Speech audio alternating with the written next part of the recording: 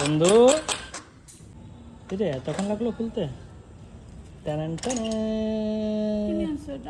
দেখ 250 কেন কি হয়েছে এরম আবার?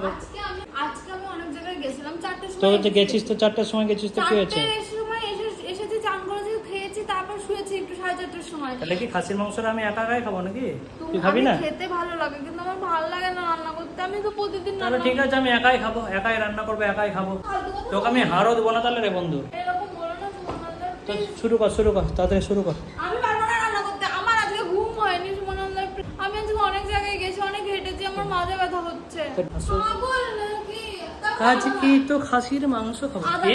সবথেকে বড় কথা, আদা নাই। তুমি আমাকে না বলে নিয়ে এসছো কিসের জন্য?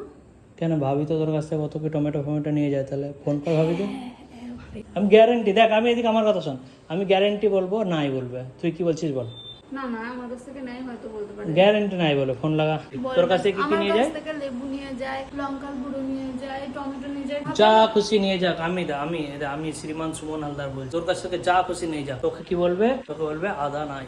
ফালতু কথা। হ্যাঁ চল বাজি লাগ। আমি বললাম আদা নাই, বললো বাজি লাগ। কি দিবা তুমি? আরে ঠিক আছে, আমি হেরে গেলে তুই যা চাইবি। ঠিক আছে গ্যারেন্টি, পুনমের মুখে ভাবি আদা ঘষে দিবে। হ্যাঁ ফালতু বাত মত কিয়া করো। চল ফোন কর, চল ফোন কর।